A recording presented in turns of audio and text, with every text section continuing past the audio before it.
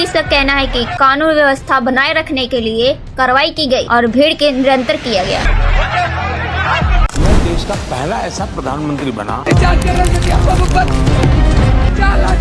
यहाँ तक लड़कों पर बारिश डंडा बरसाना था ठीक था, लेकिन लड़कियों पर महिलाओं पर बारिश बरसाना ठीक बिल्कुल नहीं था। सोशल मीडिया पर इतनी तेजी से वायरल हो रही है और पूरे देश में इस घटना की चर्चा हो रही है। कांग्रेस का आरोप है कि पुलिस की धक्का मुक्की के दौरान राहुल गांधी की चोट लगी।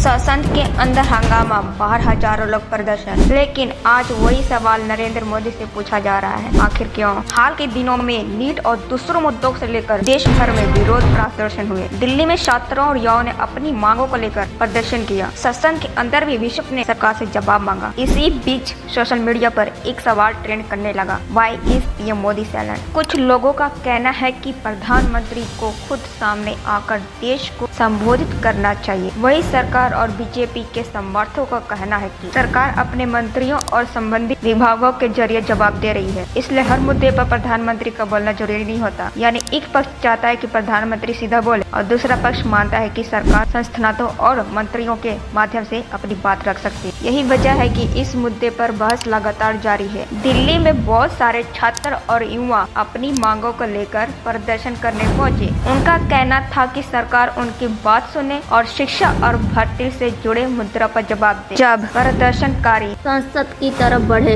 तो पुलिस ने उन्हें रोकने के लिए बैरिकेड लगाया। इसके बाद कुछ जगह धक्का मुक्की हुई। हालत बिगड़ने पर पुलिस ने भीड़ को रोकने की कोशिश की। इसी दौरान कई लोग घायल हुए और कुछ लोगों को हिरासत में लिया गया। उधर संसद के अंदर भी इसी मुद्दे पर जोरदार बहस हुई। विपक्ष ने सरकार से सवाल पूछा, जबकि सरकार अपनी बात रखी। इस पूरे हंगामे का असर आम लोगों पर भी पड़ा। कई जगह ट्रैफिक जाम लग गए और कुछ इलाकों में सुरक्षा बढ़ा दी गई। अब देखना होगा कि सरकार इन मांगों पर क्या फैसला लेती। आपका क्या राय है? इसी दौरान राहुल गांधी की कुछ तस्वीरें सामने आई, जिनमें उनके नाक से खून निकलता हुआ दिखाई दिया। ये तस्वीरें सोशल मीडिया पर इतनी तेजी से वायरल हो रही है और पूरे देश में इस घटना की चर्चा हो रही है। कांग्रेस का आरोप है कि पुलिस की धक्का मुक्की के दौरान राहुल गांधी की चोट लगी। वही पुलिस का कहना है कि कानून व्यवस्था बनाए रखने के लिए कार्रवाई की गई और भीड़ के नियंत्रण किया गया।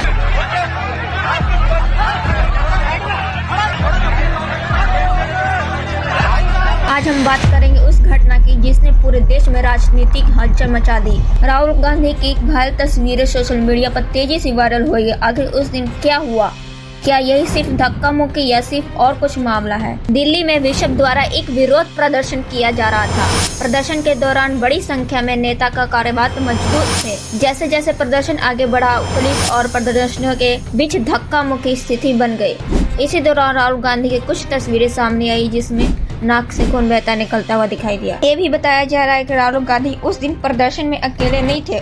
उनके साथ कई बड़े बड़े कांग्रेस नेता और सांसद मौजूद थे। रिपोर्ट्स के मुताबिक उनके साथ प्रियंका गांधी, मल्लिकार्जुन खड़गे, डीके शिवकुमार, कई कांग्रेस सांसद और 5 कार्यकर्ता भी प्रदर्शन में शामिल थे। वे नीट और छात्रों से जुड़े मुद्दे पर विरोध प्रदर्शन करने पहुंचे थे। उनका उद्देश्य बताया जा रहा था कि छात्रों की आवाज उठाना और सरकार तक जवाब मांगना। यहाँ तक लड़कों पर बारिश डंडा बरसाना था ठीक था, लेकिन लड़कियों पर महिलाओं पर बारिश बरसाना ठीक बिल्कुल नहीं था। प्रोटोकॉल के अनुसार प्रधानमंत्री आवास जैसे हाई सिक्योरिटी क्षेत्रों में बिना अनुमति किसी भी भीड़ को आगे बढ़ने की इजाजत नहीं होती। इसलिए पुलिस ने बैरिकेड लगाया और प्रदर्शनकारियों को रोकने की कोशिश की। इसके बाद हालत बिगड़ने पर धक्का मुक्की हुई। विपक्ष के आरोप की जरूरत से ज्यादा बल प्रयोग हुआ, जबकि पुलिस का कहना है उसने सुरक्षा और कानून व्यवस्था बनाए रखने की कोशिश की। फिलहाल इस पूरे मामले पर राजनीतिक बहस जारी है।